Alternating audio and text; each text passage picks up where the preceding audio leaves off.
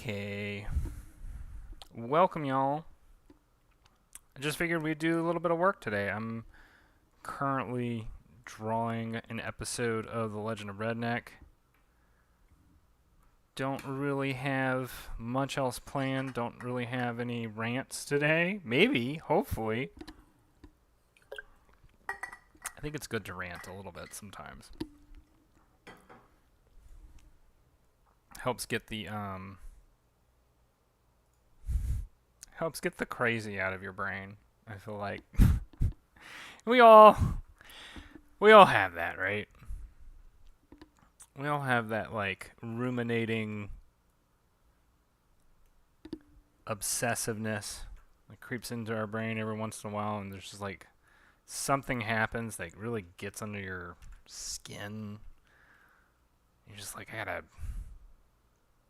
say something, do something, whatever.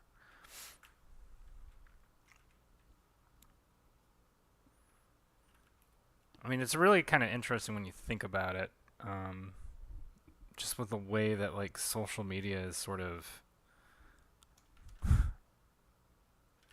limited our scope in terms of how we communicate with each other.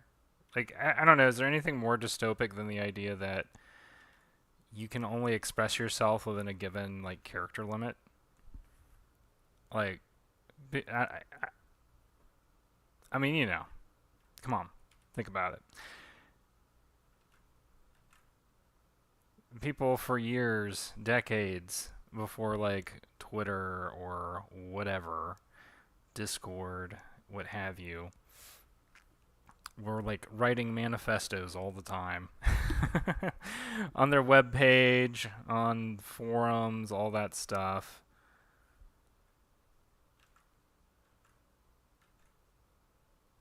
I think one could draw a little bit of a trend line between just how upset people get with how little, like how much more they're curtailed into like expressing themselves. Which is why I got into art in the first place, right? There were things that I just never felt comfortable enough to say as a kid that I was trying to figure out how to say it because I couldn't verbally, audibly say it necessarily in my communities, in my household, whatever. And so I found other ways to say it. Said it through drawing, said it through, you know, writing comics, music even.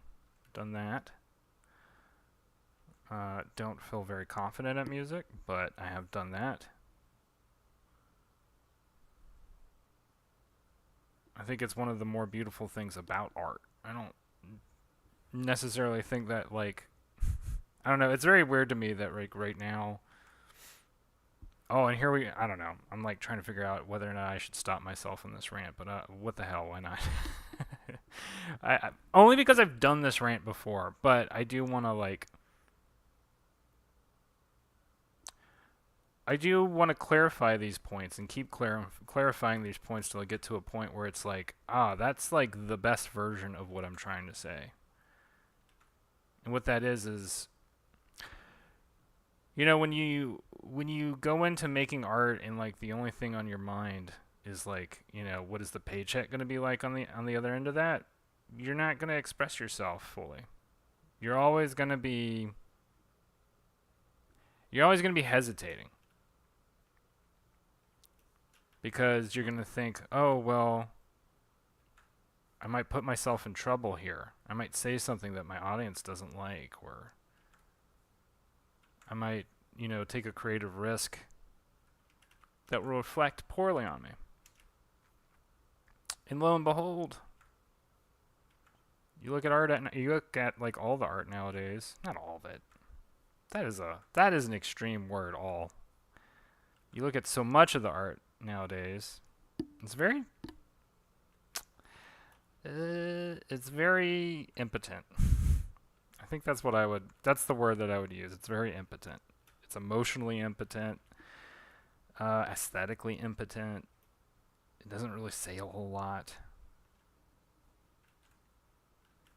It's just kind of fluff, you know.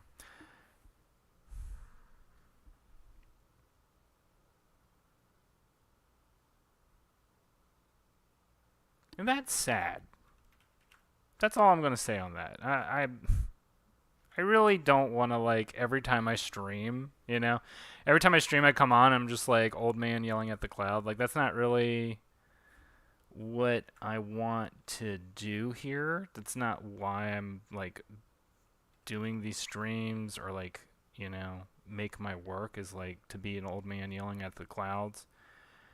I'm very much more interested in general in simply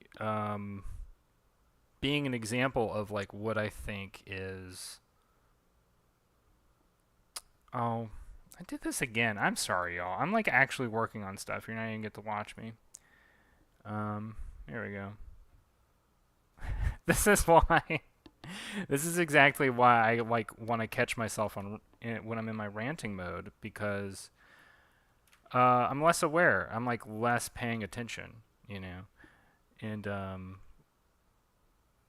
really, part of the reason why I want to do these streams is to entertain y'all, but you know, also to talk about what's on my mind, um, and show y'all like what I'm working on, right? And show y'all the process because the process is. I personally find it fascinating. I can watch videos. I can watch hours and hours of videos of just like other artists drawing and whatever. Especially if it's like analog material, like pen and paper. Oh, I love to watch that kind of stuff because that is true. Like, that's when you get to see somebody really show off their craftsmanship, their ability, their like, um, you know, what they've honed for so long. And it's not like there isn't like a sense of craftsmanship in digital art. It's just that so much of digital art is like shortcuts and like um I was gonna say cheating. It's not cheating, but it is. There are a lot of shortcuts, and I see people taking shortcuts that I personally think are like um I wanted to use the word unethical, and that is like extreme. It's not unethical. It's like lazy. Um, that's the word. And I think that you can take shortcuts up to a certain point, but what that point is very difficult to suss out because there are like I'm trying to make sure I'm not screwing things up here. Um, how do I want to put this? There are times when you can take a shortcut and nobody would ever even be aware that you're taking a shortcut. Whereas there are times when you can take a shortcut and it's very obvious, right? It's very obvious to people who are watching, and it's very obvious to people who are like trying to enjoy the material that you're making. And I guess a question that comes up, right, because this has been a point of view that has been brought up in the past, that style as a concept, conceptually, style is a shortcut. That all art needs to like look a certain way, and all needs to look like classical. It all needs to look, you know, academically correct and proportioned and realistic and blah blah blah. And you know, on this channel, I believe that that's kind of a heresy. Um, because I think that's against the concept of self-expression. And self-expression is about finding what internally for you is your language, is your, you know, like when I say your language, that can mean a lot of different things too. Because you could be like your visual language. It could be, the way in which you portray certain people or things or the world in general. It could be, it could be part of the way that you do take shortcuts in your creativity. So for instance, like there are a lot of artists that will, when they're doing backgrounds, they won't really go too complicated on them, but they're so like they have such a good understanding of visual language that they can break down really complex things like buildings and trees and cars into very simplified shapes and flat colors that's all you need to really understand what they're trying to say. I wish I had that like understanding. I still don't. I'm always impressed by it because to me, it shows a very like deep understanding of like how the human mind works and how the human mind can like read shapes. I think in a lot of ways, like the way that I do background work is largely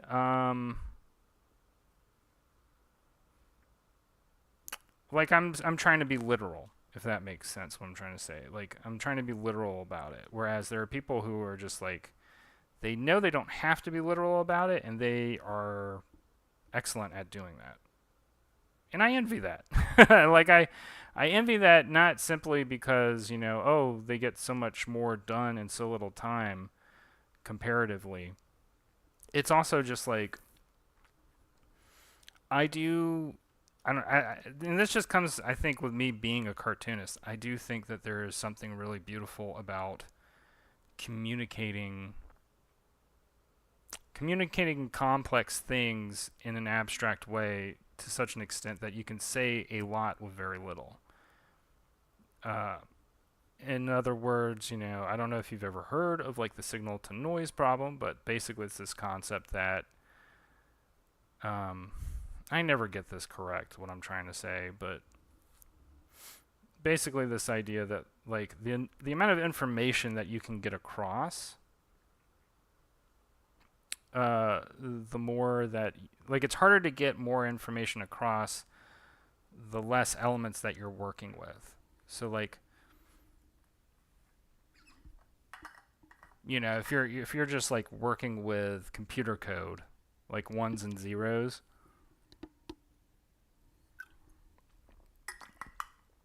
you can get a lot of information across, but in order to do that, you have to like layer on all these different contextual things.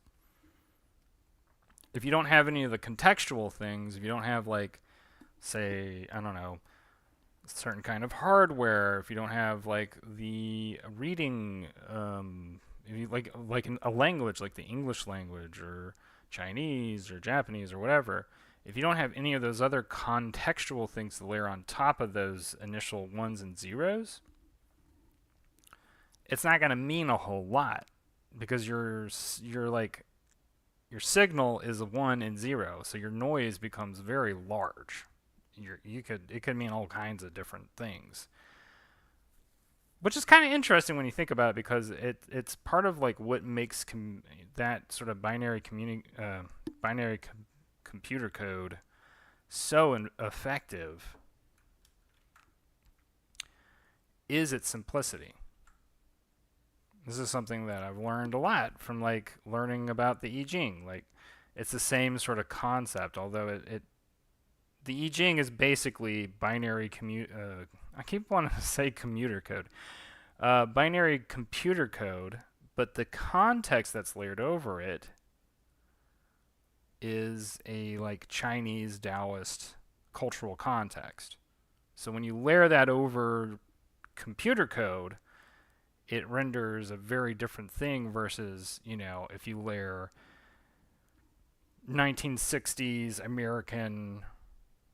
um, American like engineer cultural context. You get two very different results from it. But the actual like base layer is just on and off, or active passive. That's literally all that's happening there. So can you get that simple? I mean, you can technically you can get that simple in art, right? Like, so what's interesting about, like, let's say black and white pixel art, right? Black and white pixel art is basically what I'm talking about when in terms of finding comparables, right? So like maybe we can do an example real quick. I don't know. I'm just trying to get you a canvas to look at. This is not the right pen for what I want to do. I need a different one. I'm sure this will be obvious. But yeah, I don't know. I'm just like, I don't know, let's say that shape. What does that look like to you?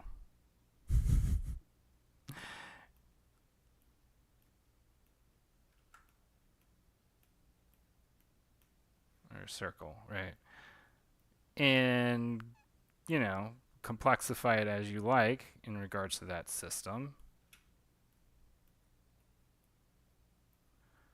But over time, that really wasn't what I wanted. I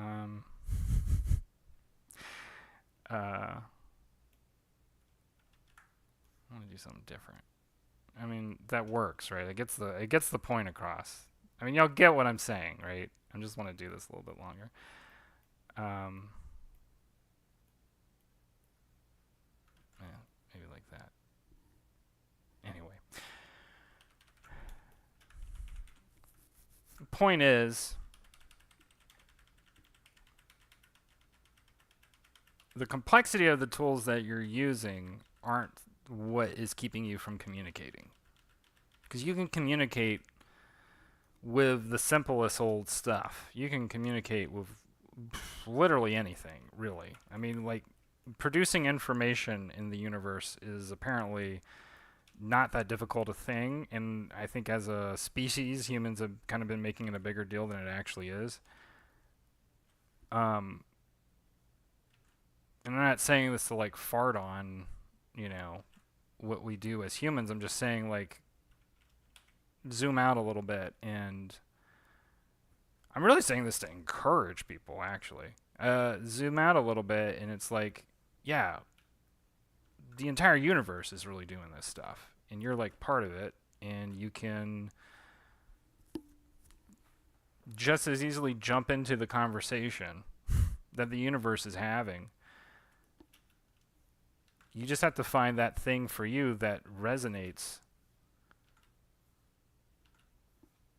with how you interact in the universe. And that's different for everybody. Like some ways that people express themselves,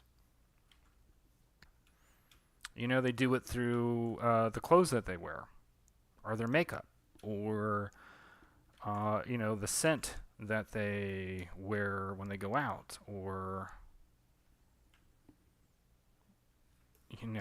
a playlist that they've put together. Like sometimes the people put together a playlist, and the playlist is like a conversation that they're having, an imaginary conversation that they're having with somebody, or with themselves, or it's like they kind of think of it as a movie in their mind. I have only recently really gotten into the art of making playlists. I enjoy it. For me, it is more about. It's less about telling a narrative, and it's more about finding a mood. So like usually when I put together a playlist, I'm thinking very specifically about like what kind of a mood do I want to make? What am I feeling like when I listen to this playlist, and how do I want to reinforce that feeling, or intensify that feeling, or like expound upon that feeling in some way?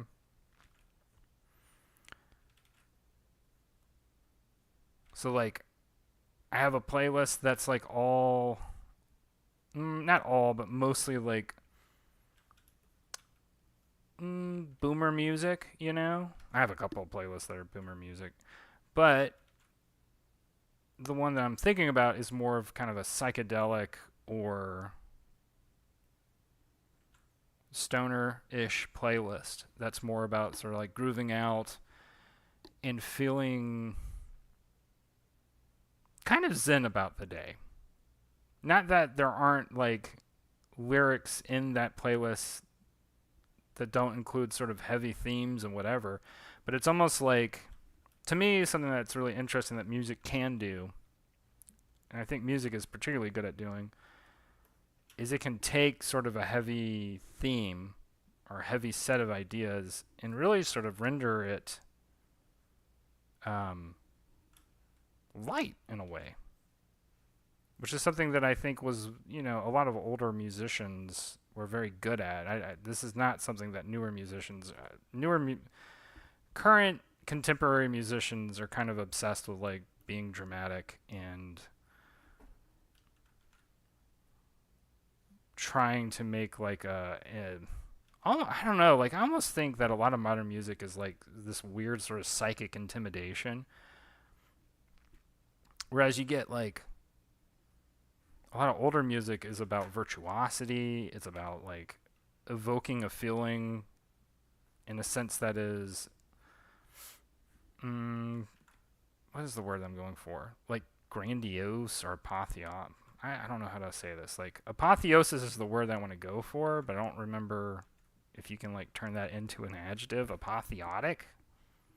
I don't know, but it's about elevating. That's what I like about a lot of boomer music is it's very elevating. It elevates love. It elevates, you know, life. It elevates like having dreams and ambitions and like wanting to be alive and like looking forward to the future. Um, nice things like that. Whereas like a lot of contemporary music, I don't know what the mood is other than to like just feel bad. And I'm just like, that's not really, that doesn't do anything for me. Not really. I mean, there is some music where I'm like, okay, I'm into that for the moment, right? But I don't get that as like an overall statement.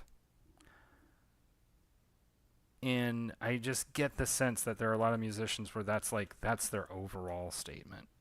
That's the only statement that they want to make, and I'm not into that. I don't know how else to put that. I kind of like to feel good about life. I kind of like the idea of like life should be about, overcoming obstacles rather than like sitting in the mire, basically, in the muck. But that's me. That's my style, I guess. That's my mode. Whatever you want to call it.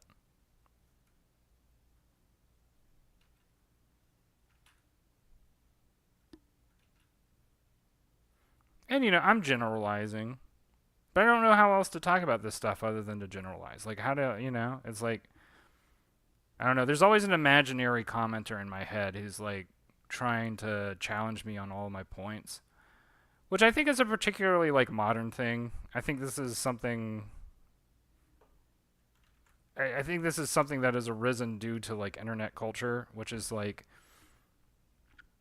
there's always this imaginary person who you'll never encounter in your life, but they exist, right? They exist out there, and like their whole shtick is like challenging you on like literally every little nuanced thing, so that you can't have like a statement. You can't like live with a statement without it turning into like a rap battle, basically. And that's kind of dumb. Right, like that's kind of a dumb way to live. I don't know. I'm not into it. I don't think it's doing like a net good. for society. I don't know what y'all think about that, but I mean, I've been very fortunate, I should say, like in my own little community that I've worked to develop, in that I really haven't encountered anybody who like is that way. And every once in a while there's somebody who's just like, I don't know, contentious, right? And I have had to do a lot of work, personal work on myself to not take those kinds of things personally, because it would be easy to take it personally. And like, I think over time, I'm starting to get into this place where I'm like, a lot of times when you're like dealing with somebody who's contentious, it doesn't even have to do with you. There's like, going back to what I was saying just a moment ago, they have their own imaginary person in their head that they're having conflicts with. And you end up becoming sort of a projection of that imaginary person in their head. And I say imaginary, like that what they imagine is probably based on a real person, right? Like I can think of several real people who have been in my life that have sort of created this overall schemata of like the contentious person who's going to like make a big deal about something that I've stated or said, to the point where they're just like ready to basically have a rap battle. Right. Um and it has over the many years created this weird lack of confidence in myself, because I'm constantly like backstepping on the things that I say and reconsidering them and wondering like, okay, is this the most accurate statement that I could make? And it's interesting because like for a long time I was going like, oh well, this is a good thing. It means that I'm really thinking through things, and it's like, after a while it really is just sort of like mental constipation. It's just like I feel like that's the best way that I could put like modern day communication. It just seems oftentimes very constipated, um, including my own. But like, it's just so much of people like backpedaling and like trying to amend their statements and trying to like talk from a place of like feeling like they're educated or whatever. And really, kind of honestly, like, it's so in the grand scheme of things, it's kind of unimportant, right? Like I've had this conversation a couple times, and I'll keep having this conversation because I think it's one of the deeper conversations to have in this day and age. In the modern culture of the internet, people really aren't free to express themselves. A lot of us try our best, but at the end of the day, there is a part of us, I think a part of all of us, that is always sort of like holding back our thoughts, holding back what we feel, what we want to say, what is like true and authentic to our life experience, and when we give it up out of the fear of like hurting somebody's feelings, which is not a, I mean, it's not unfair, right? It's like it's a nice thing. It's a nice thing to want to like communicate in a way where you're not hurting somebody, but at the same time, it's like, I guess I grew up in the wildlands of the internet. So like when I heard somebody express themselves fully and authentically to me, I was just like, "Oh, okay." Like maybe my feelings would get hurt, but like I was able to go like, "Oh, okay, that's how you feel." All right. I disagree, right? And we have this weird state where it's like we live under the rule of a weird techno corporate thought police, basically. And and I don't personally like it. I don't know. I mean, there are people who feel like safer that it exists. I personally think that they're kind of out of their minds, because at some point it's going to just lash back at them, basically. I don't want to be, I don't know. This is getting heavy. I don't want to get too far into that topic, but I do want to state, you know, there's some issues, right? There's some issues with like the ways that we're able to express ourselves right now. There are, and you can tell. You can tell when you like when you see the way somebody expresses themselves on social media versus like how they express themselves in personal interactions, and when they're so two totally completely different people, that is like I don't know how else I don't know what to call that other than like at least a signal of mental illness, right? Um it's at least a little bit disconcerting. And I don't say this like I'm free of it or anything. I'm really not. Um, I have my own like, oh, here's the face that I wear when I'm on the internet. I try and be professional. I'm deep, stuff like that. Where it's like, I really, I really like saying deep things, but the internet's the only place where I feel confident enough to say them. Um, and it's largely because I have the time to kind of like think about the words when I'm writing them out. Like I draft a lot when I'm writing. And that's not necessarily a bad thing. Like that's not necessarily a bad thing that like people are spending more time thinking about what they're saying. But it does come at a cost, and a major part of that cost is like spontaneity. And spontaneity has its own sort of creative benefits, and also I think when you're more exposed to the spontaneous nature of the world, you're able to like deal with it better. Um, because the world as it is, outside of the internet, isn't a turn-based JRPG, right?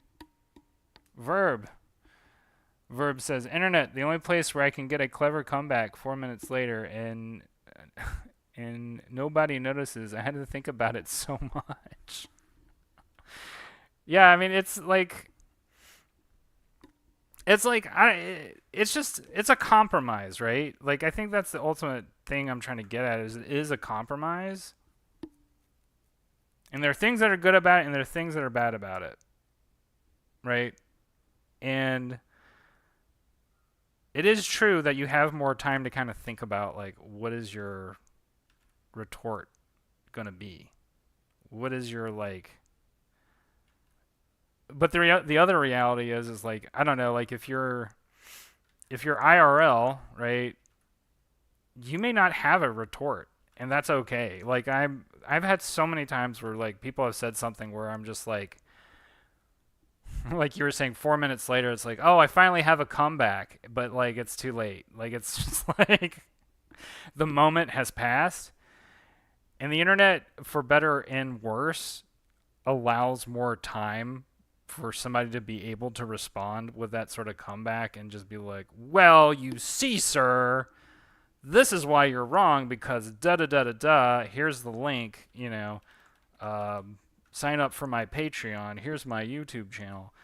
Here's the video that you can watch where I go into full detail about why you're wrong with receipts and everything." Um, I think that I do think that it's not entirely healthy to the human brain because it's not how we've communicated in the past. And it's not like I don't know, like I said, I'm not trying to be dystopic about this because it's like, this is just like a moment we're going through, as with everything. It's a moment and it will pass and it'll evolve into something else even weirder or like special or whatever.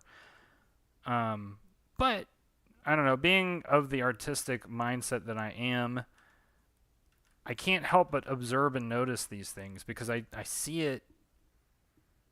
I do see it sort of backspill into everyday life, going back to like, people who I know personally who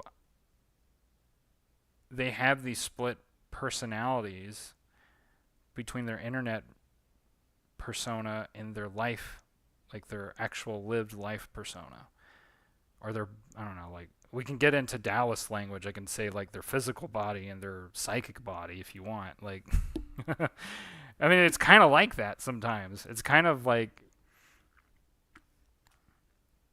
that's how disintegrated it seems to me that like a lot of people are sometimes. And I would be more interested in an internet full of people who are more integrated psychologically, and like able to have the capacity to sort of like deal with the realities that are in front of them. But anyway, I don't know fully where that topic was going to go. And I feel like I kind of hit the peak of what I had to say on it.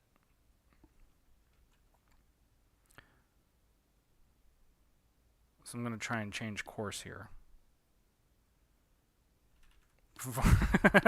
Before Verb has a retraction. But you see, sir. uh, no, Verb has been actually sharing some really cool artwork that he's been doing in the Discord, because he's doing like a game jam right now, and he has done some very cool pixel art. It's been awesome to watch his like growth as an artist. Pixel art for me is like something where I'm like, it seems like it would be really tedious. I've never done it. And I think that in the back of my head, I'm thinking to myself, oh, I've got to like think very holistically about every little pixel and where it goes, which is so completely different from how I usually create, which is very like organic and spontaneous and whatever. But I'm probably incorrect about this, and it's actually it can be a very organic and spontaneous process. Um, it's just not, it's outside of sort of my way of thinking of things, generally. And maybe I need to just like expose myself more to it at some point to better appreciate it. But,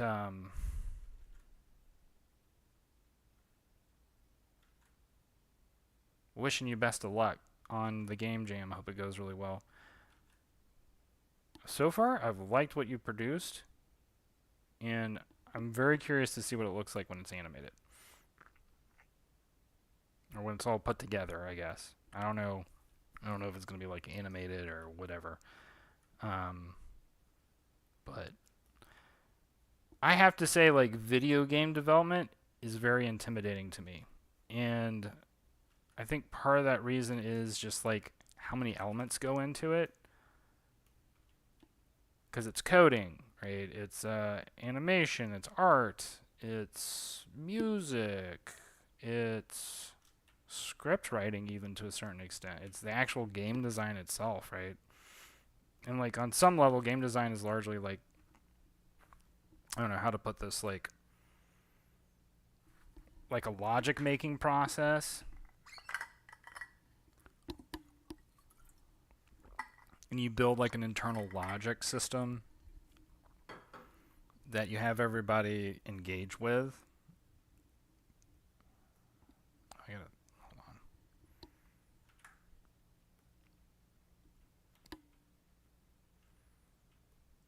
All right.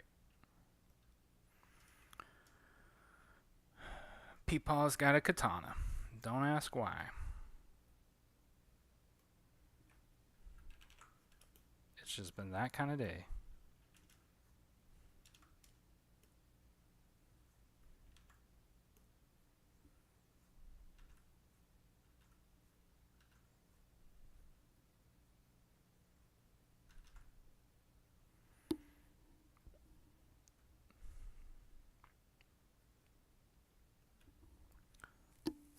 Verb says, to be fair, I probably have less experience with seeing pixel art than you, since you played all the old stuff and I didn't.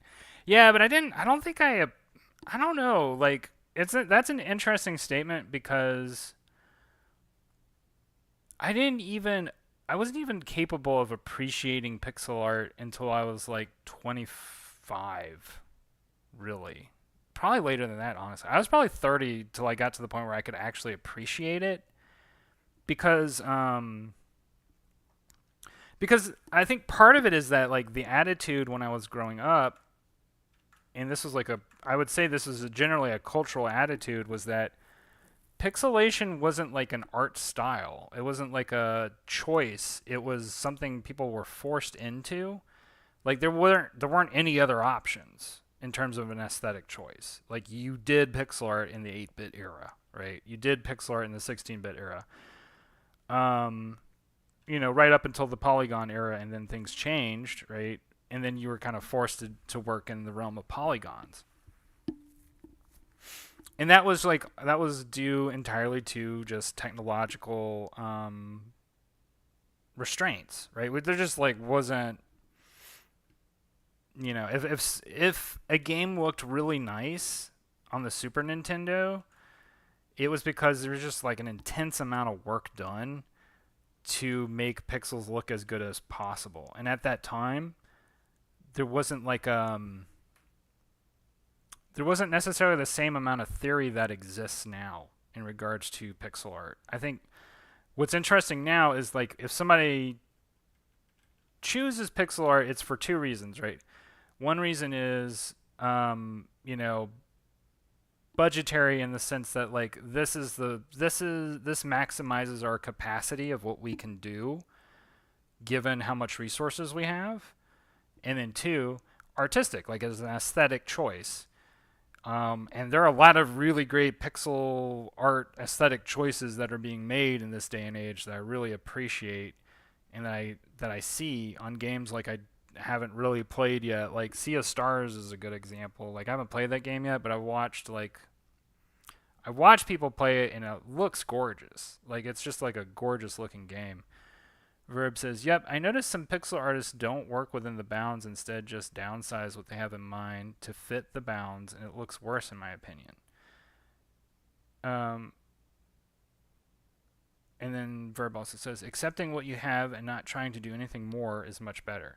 Yeah, yeah, I agree with that 100%. Like that's, you know, that is what's really interesting about like not just game design but like art in this day and age, is that people aren't very there's no real technological boundaries to break anymore. So like now it's like becoming pure aesthetic. Um and not to say that there aren't like play areas that art can break technological bounds, but like they're not obvious, like maybe in VR, right? Maybe in virtual reality there are some technical boundaries that have yet to be broken. Um Honestly, that's the only thing I can think of right now at this moment. But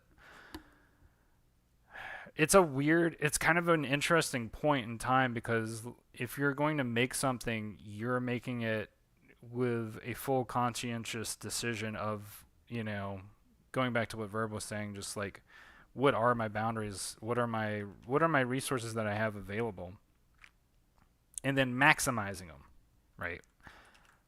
Doing the absolute best that you can with those boundaries, and then, what happens happens. In a lot of times, and this isn't always the case, but this can be frequently true, that um, what creates or what fosters really great creativity is oftentimes those limitations. So, like, maybe you're on a shoestring budget, and but you have all the time in the world. So like you might be making a pixel art game that's really good. So like a great example of this that was like a and maybe I don't know if this is still a great example today, but it was a long time ago in the 2008-ish era, was this game called hopefully I'm getting it right, Cave Story. Cave Story kind of blew up around that time because people made a big deal about like, oh, there's this game that was designed all completely by one person. It's pixel artish. It's like a Metroidvania style game. It has like an interesting story that's got a lot of heart to it and all this other stuff, and the music's good. And it made a big splash at the time. And like I said, like one person could make it from top to bottom, completely on their own. And that also was kind of part of the allure of it because um, it was like a very concentrated vision. Like it was an artist's very concentrated vision.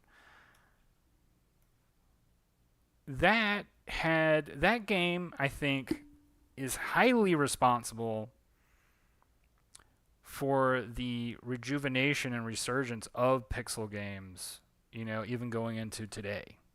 And like I said, I mean, that was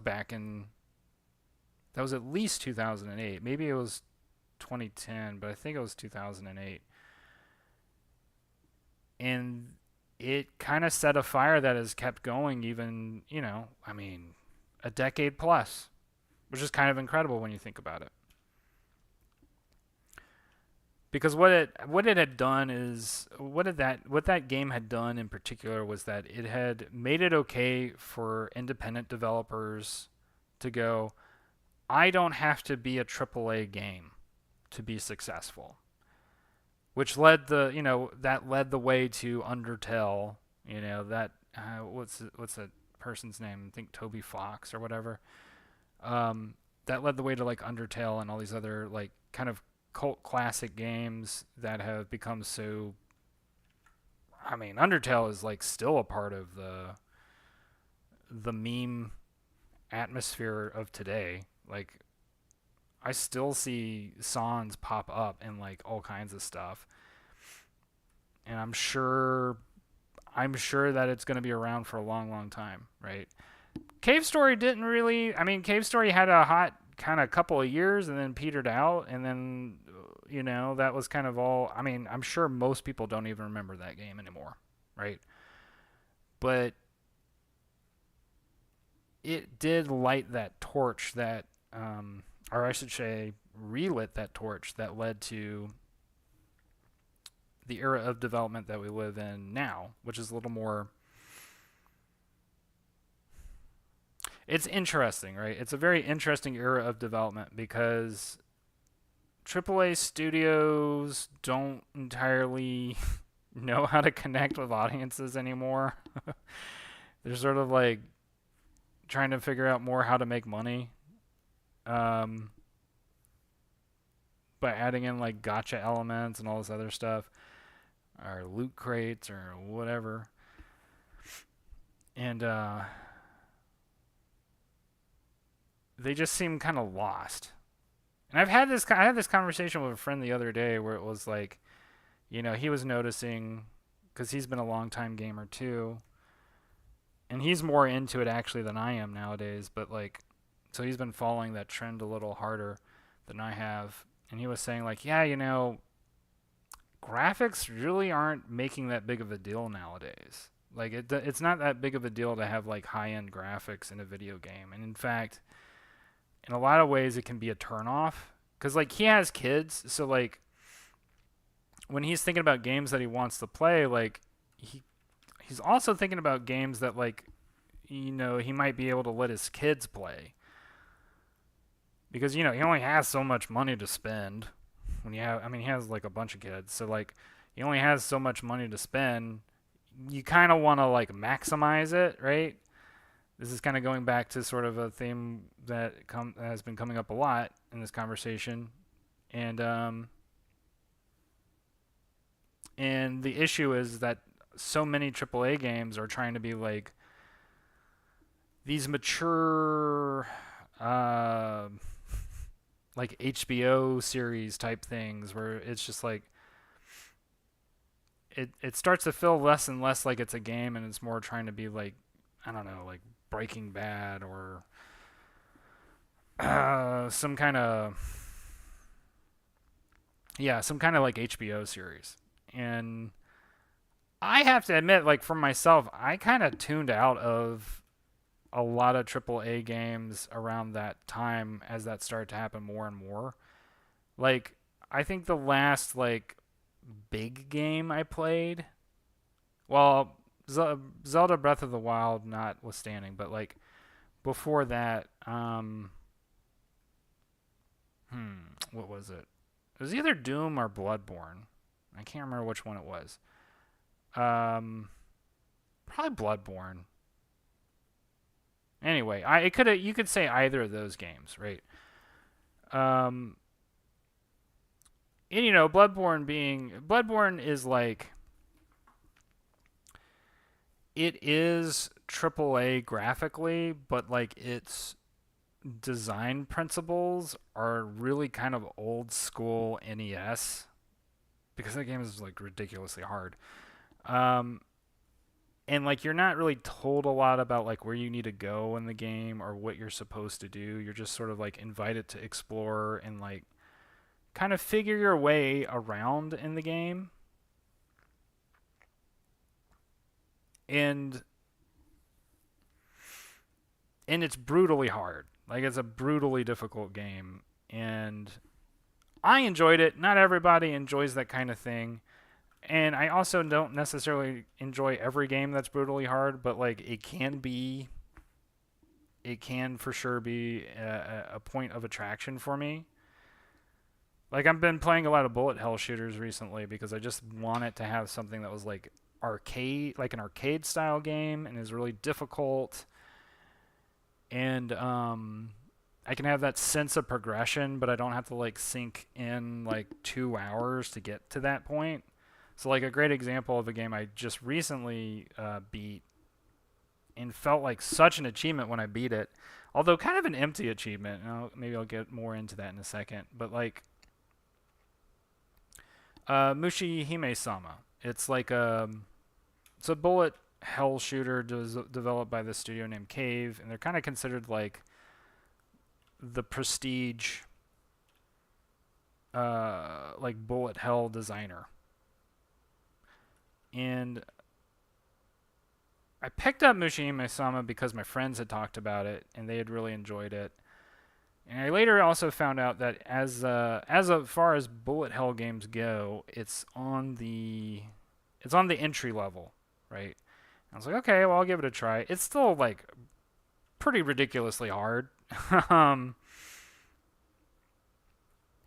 but I did eventually beat it.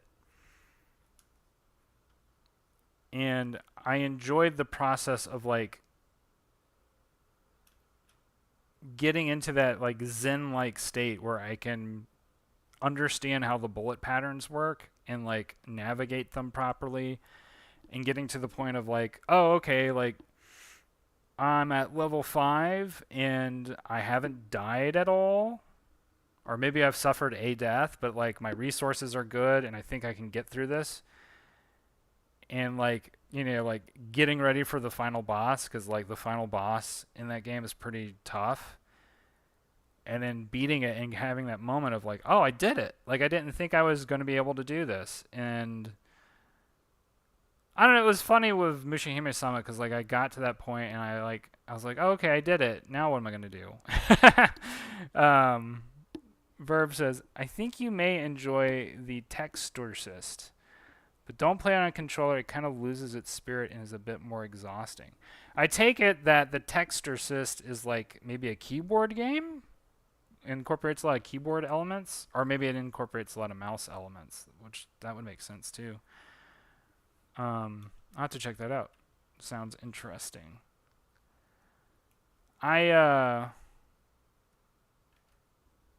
Verb says, it's a bullet hell, but with a story rather than arcade style loop. Oh, okay. I'll check that out then.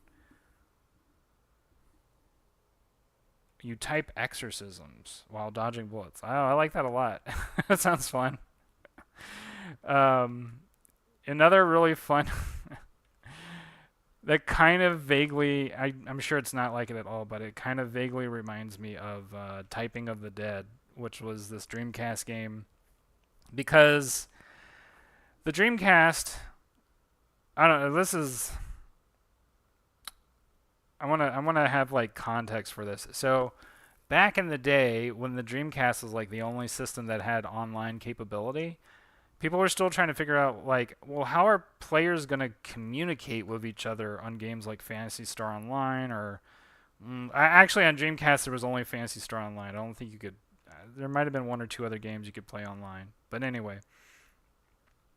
So Sega developed a peripheral that was like a plug-in keyboard, and then Sega was like, well, we got to do something else with this plug-in keyboard other than letting people chat on Fantasy Star Online.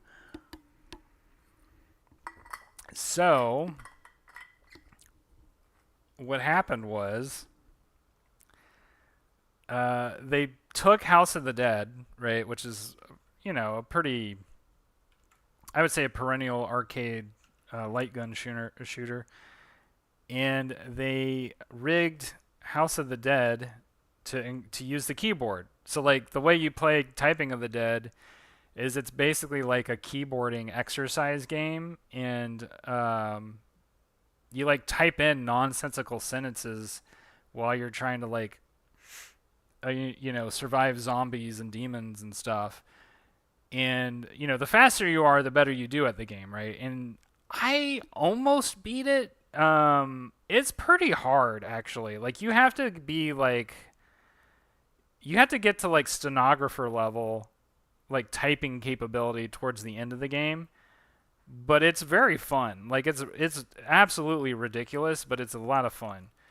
And it's not a game that you would think would work, but it works beautifully. Like it's I think just the general absurdity of it is what makes it work so well. But that was like, it took a while, right? It took a while for consoles to get to a point where they're just like, well, we'll just integrate microphones on stuff, I guess. Like, what else are we going to do?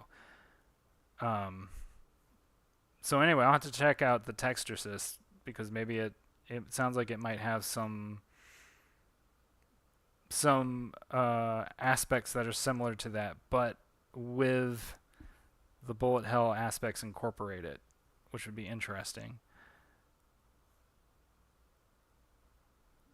I wouldn't mind like a keyboard heavy game because that would actually be easier on my hand. I've actually been I was trying to beat Death Smiles, which is another cave games shooter that I really enjoy, and I've gotten to the point where it's like it's not hard until the final level, and the final level is like brutally hard. And to be honest, like I'm getting to the point too where like everything up to the boss is pretty easy, but the boss, like the final boss, is ridiculous because it's a two-parter boss. And the first part is like I can kind of navigate it, but I usually have to use bombs, and I usually like lose a life or two. And then the final boss is just like basically the way I've been playing Death Smiles at this point is I just try and like go through every single level up until the final boss without losing a life, getting the extra bomb if I can get it. And then when I get to the final boss, like all I do is just like try not to die and bomb. Just like bomb and bomb and bomb and get the life bar down as far as possible. Like I almost beat it, but I had like less than a quarter of a life bar left, and then I died. And I was furious. But anyway, I've taken a break from that game because I was starting to have some carpal tunnel issues with my right hand, and I was like, that's my drawing hand. I would rather preserve it for drawing than like beat Death Smiles, as much as like that is kind of a bucket list item for me. That game is really fun. I really enjoy it a lot, and it's one of my favorite bullet hell shooters. I just think it's like, I don't know. There's just like a lot of things that game does that I think is really cool from a game design perspective, and also has a pretty banging soundtrack if you're into like weird goth metal, I guess, or like goth rock.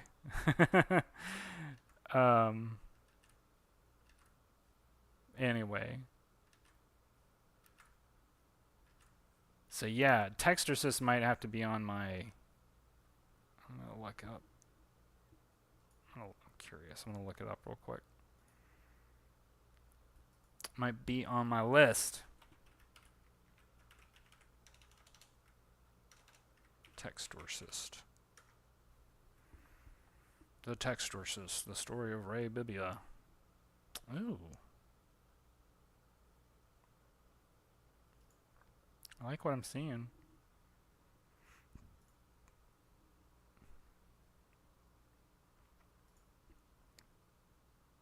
Okay, yeah.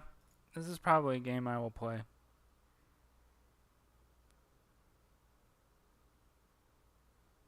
I'm so curious. I wonder, I'm assuming you must move either with mouse or with the directional pad while you type. That should be interesting. Verb says, since we're on the topic, I have a more interviewee question. If Taylor or TPW maybe was to get a game adaptation, how would you see it, or would you even want that? I've actually thought about this a little bit. You know, the Legend of Redneck, I actually think would make a fun roguelike type game, like dungeon crawly kind of a thing. I've thought about that from like a deeper perspective too, and just sort of noodled some ideas in a notebook for like game design. Um, I like I like the idea of like Legend of Redneck having sort of a randomized dungeon crawler type thing. Now, that's not really saying a whole lot, but like that's kind of where I've been thinking about it, and like like having a bunch of different play styles and playable characters, because like Lank is like a very different character from Hizzard in the way that like they do combat, where Hizzard is like, oh, Verb was saying for text assist, no, you move with arrow keys or shift plus WSAD, but that's distracting to me. Yeah, I would think, yeah, shift plus WSAD would be really distracting. I feel like you'd have to use arrow keys. That makes sense though. That works. Anyway, going back to what your question. Yeah, so like, and like going beyond just like Link and Hizzard as playable characters, but like I would love Peepaw to be a playable character too. And then maybe having some characters who aren't even in the story and just have them as playable characters. I like the idea of having sort of like a large roster of strange weapons to pick from that have like maybe weird attack patterns or stuff like that. And part of what I think about with Legend of Redneck in terms of game design is just coming up with weird boss characters and like dungeon characters to fight, and sort of playing around with some of the ideas introduced in the story. Particularly Ganderdal's castle, where it's like basically he has all these different kinds of seemingly who knows how many different kinds of dungeons he has in there, and they all have different themes and different sort of obstacles and stuff like that.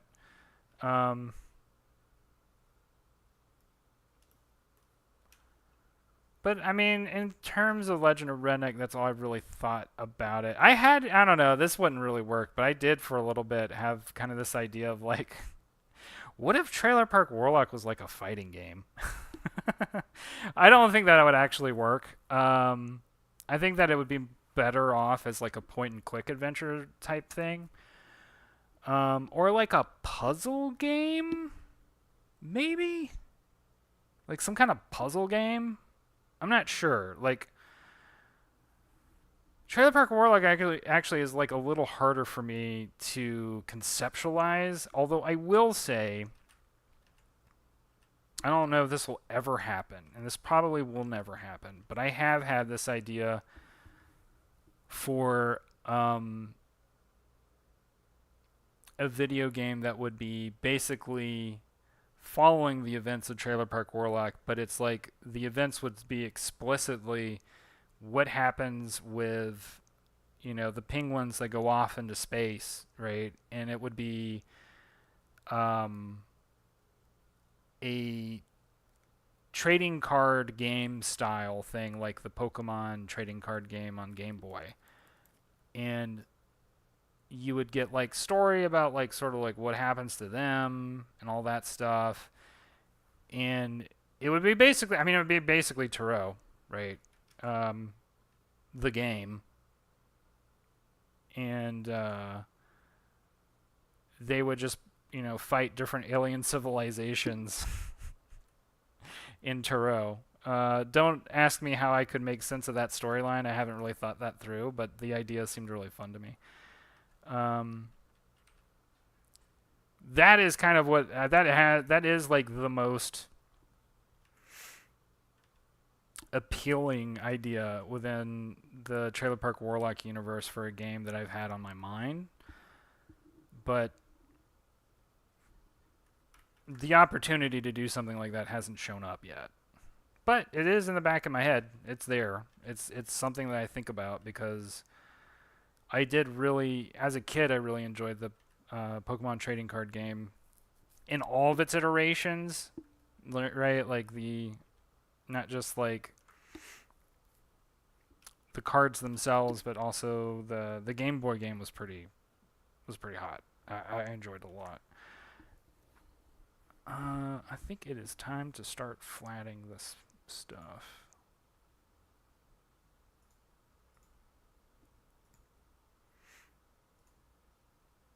But I got kind of deep into thinking about what that might look like because I was thinking a lot about like the creator or the character customization, like what that would be like on the game. Because something I was thinking about, like, okay, your main character would have to be a penguin, right? But like, give a fair amount. Maybe it wouldn't have to. I don't know. You could pick a penguin. You could pick the chicken. Maybe you could play Mila.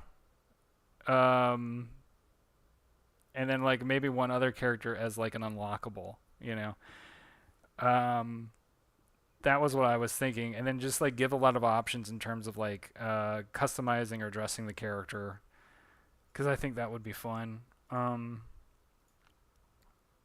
then that would require me to have to like really think deeply about like how the tarot card game actually functions, which is not something I actually spent that much time. I did think about it a lot, but like I don't think that it is formalized. Like I don't have it formalized in my head. I guess that's the best way I could put it. Like there are general concepts, and you and me have talked about this before in the past, Verb, but like there are general concepts of how I think the game could work, but I never like finalized that in any like comprehensive way. And like that's one of those things that's like I have ideas for games in the back of my head. Verb says, "Well, I did think about it and I do have it formalized." What? Um and so it's just like an idea that's sitting on the back burner, right? It's just there when the time is ready. And when the time is ready, I'll send out the bat signal and we'll do something about it. Because I do think that it would be very fun. I largely have a storyline figured out for that too. Um, the only other thing is like I don't know who would actually find that storyline that interesting because the whole penguin thing was such a like weird side story in the Trailer Park Warlock universe and like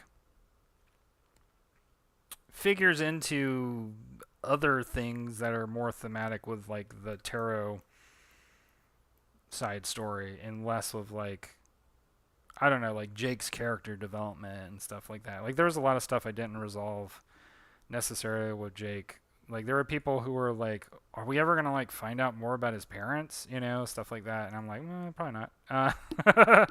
Which is what happened. That was not that was not a thing that I was going to divulge more into.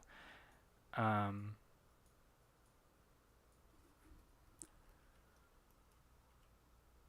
and I also think in terms of, because I don't know, there have been people who have kind of like hinted at the idea of like, well, maybe you should do like, would you ever want to do more Trailer Park Warlock storyline stuff? And I have made a pretty conscious decision that everything with Jake, at least going forward,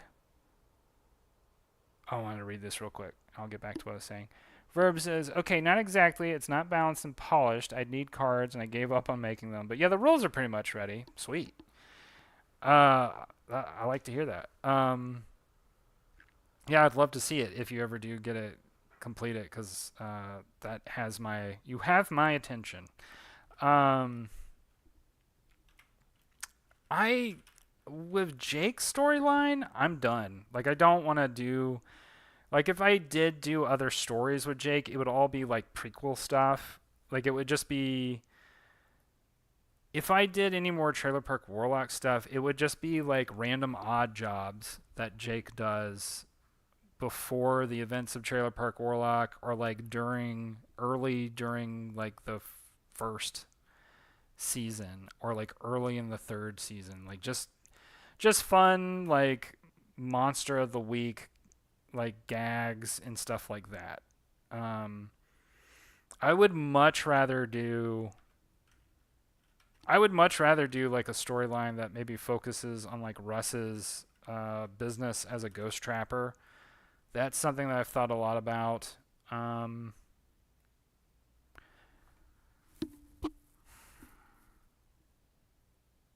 I would I would like to follow through on what happens to Candace and Nate when they grow up. That would be another storyline that I would want to do. But as far as like Jake and Darla and Bev go, I want like where we end it. That's I want it capped right there. Like I don't think I would want to ever do anything more with regards to that. And like I said, like there's so many characters in that story that like there's a lot that I could expand on, and I want to be careful on like where I pick those expansion points. And so one such expansion point for me that has at least my interest. I don't know if it would have anybody else's interest, but it would have my interest is like doing doing something with the penguins, and the only way that made sense to me was as a video game because you could be kind of light on the story, but you could at least build out lore and sort of go more into things that maybe were open questions for a lot of people in regards to all that.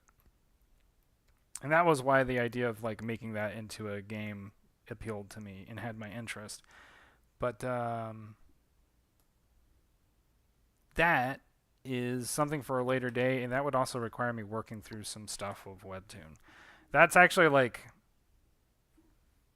that's actually probably my biggest obstacle in all that is like I would have to work some stuff out with Webtoon, and that is a whole like minefield for various reasons. So anyway, that is kind of like what I've thought about in terms of video games, and for those two things. Yeah, I'm not gonna lie though. I have kind of there has been in the back of my head like a thought of like you know Trailer Park Warlock would kind of make a cool fighting game, like a Guilty Gear, maybe like a Guilty Gear style fighting game. Um, like very fast and hectic and goofy. Like that's why I like about Guilty Gear so much. And I maybe it's changed over the years. I'm not like super up with it with Strive, but it does seem to retain a lot of the spirit of like Guilty Gear as I played it in previous installments. It's just like sort of fun and hectic and goofy and like full of character and like really interesting gimmicks and stuff like that. So anyway, that's sort of what I have in my head as a template for like what would a Trailer Park Warlock fighting game look like, you know? Um, it's a little too absurd, I feel like, but I kind of like it. That's all. I'll leave it at that. I kind of like it. Uh,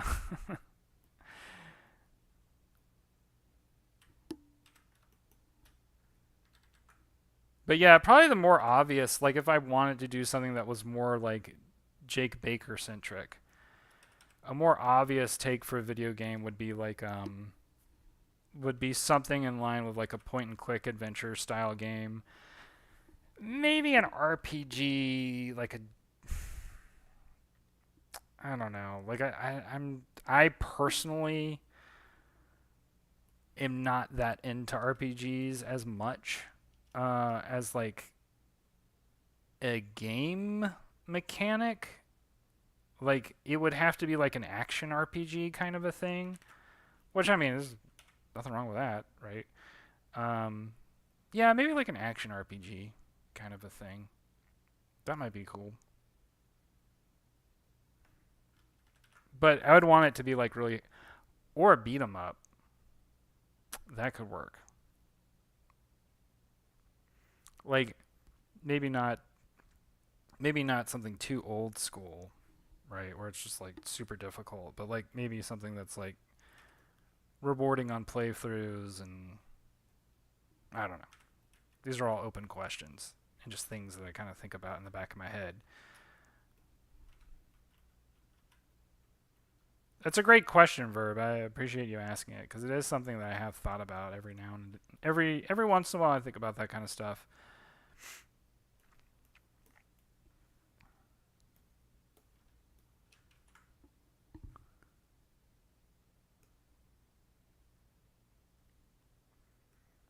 But lately, I've been so into Legend of Redneck that I just really haven't.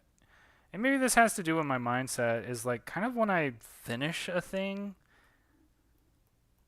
I try and just like kind of put it away and just be like, okay, like maybe I'll come back to this later, but for right now, I'm gonna focus on the thing that is in front of me. But I would be lying if I say I don't think about the Trailer Park Warlock storyline every once in a while. Like I do kind of come back to it from every now and again and kind of think about okay, like what else would I, is there anything that I haven't done with that I would want to do? Is there anything that I would like to say within the scope of that storyline that hadn't been said, hadn't been done?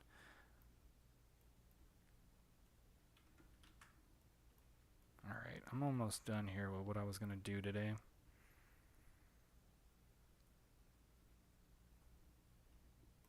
I think I'm going to call it here in a second. All right.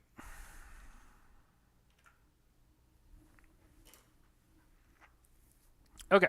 Well, thank y'all for hanging out. Hope y'all have a good rest of your day, evening, what have you. And we will do this again soon. But until then, hope y'all have a good one, and we'll talk again soon, all right? Bye.